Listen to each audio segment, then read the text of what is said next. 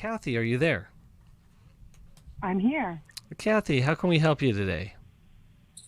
I just have a question. So my oldest daughter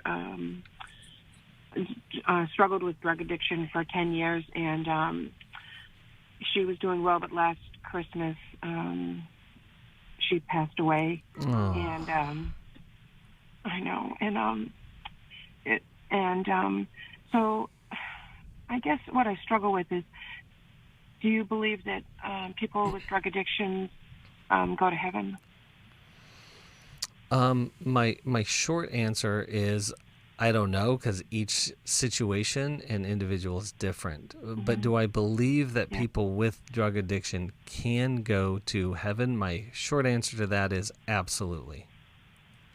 Mm-hmm. Because as strong as addiction is, it's not bigger than the covenant and grace of Jesus. You know, Kathy, this is a big anniversary for you. She's been gone just 1 year, right? Yes, it's Christmas.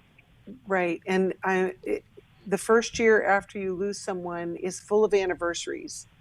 And it's interesting that this would be the question that you would ask. And I'm wondering, you know, how long have you struggled with this question? Has it been since before she died, or just since she's been gone?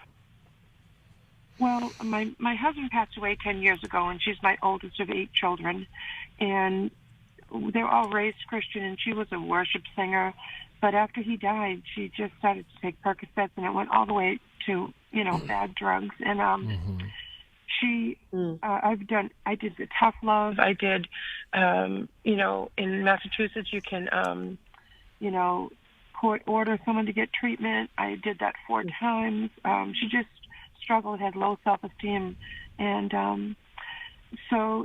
and then she married someone that was an addict. So I have her 5-year-old son. I've had him since he was born. And she was so a lifelong struggle you've had. 10 years. And she actually was doing well.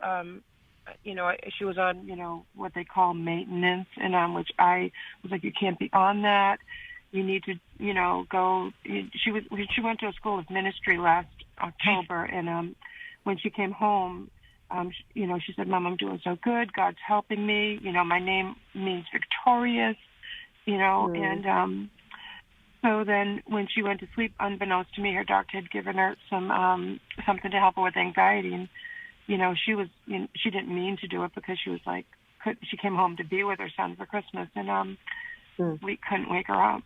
And so I don't think she meant to do it, but I just always have that thing where, you know, obviously I want all my children to be with the Lord. And, so Kathy, your daughter is safely home with Jesus.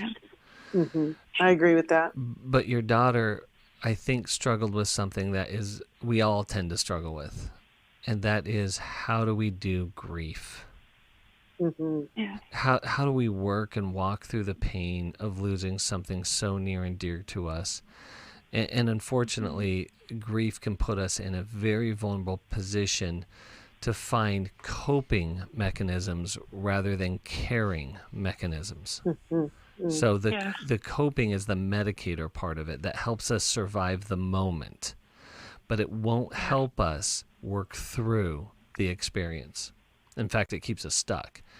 And so Becky, going into that, talking about, you know, we talk about anniversaries. I like to sometimes refer them to as traumaversaries or griefversaries, is that there's these reminders that come up, and that we're knocking on the door of Christmas as a traumaversary of the loss of your daughter. Now, then the key question becomes, now how do you work through this in a way where you're cared for well? And Kathy, you may know that the Bible lists out some of the people that are in heaven, some of the forefathers of the faith. They're all sinners. Some of them committed some of the ugliest sins. Some of very gifted sinners. Yes, and the truth is we will all die having very recently committed a sin. And that's not what determines our salvation. What determines our salvation is the relationship, the faith, and our attempts to live by the Word of God. And it's apparent from what you said that your daughter was attempting to live God's way, and she was struggling to do so and doing so imperfectly, as we all are. Yeah. So, Kathy, I guess. Oh, go ahead, Becky. I guess I have a hard time with it. I did do the tough love, like I would do tough love 6 months, and then I feel like I just maybe was too hard on her. Well, Kathy, I'm gonna address that right when we come back from the break. Welcome back to New Life Live. We're talking with Kathy, and Kathy, our hearts are just breaking for two things that we know of in your life, and knowing that there's probably more, and that's the loss of your husband 10 years ago, and then the loss of your daughter a year ago. Becky, you were going to talk to her about sort of struggling with that. Did I do the right thing? What was the tough love the right approach? One of the things that I think we need to encourage each other with, Kathy, is that she is at rest now. She had a struggle for so many years that you were part of, and it continues to this day as you are now raising her child, which is such a gift to him as you do that. One of the things I think can help us in our grieving is that we can trust that God loves our loved one more than we ever did, that he has grace beyond measure, and that we can exercise our faith to trust that they are in the loving arms of Jesus. When we can put that to rest, then we can live our life today and in the future for the greater good. Because I think sometimes that's what happens in our grief. And it's justifiable. Our hearts are broken. But we have this one precious life that we have to live. And when we lose others, we have to work through that grief. We have to feel that grief. But then we also have to trust that God loves our loved one more than we ever did, and has the grace to give us each and every day to move forward. And I hope that helps you, Kathy, and I would encourage you to keep moving in that direction. And Kathy, of course you were an imperfect mom who made mistakes. And everything you've listed out that you did for your daughter is everything we plead parents to do for their children. And so few are able to take that tough love stand that you did. And so I honor what you did for your daughter, and I thank you for it. You fought a hard fight for her life. Absolutely. Thank you. Absolutely. Yes, Kathy, I definitely want you to hear that. Let's send her the Life Recovery workbook for grief. Yes. Chris. I think that would be really good for her. Absolutely. Absolutely. So, and I'm going to do the Steve thing and give her two resources. Are you allowed? Wait a minute. My hand is on the wheel.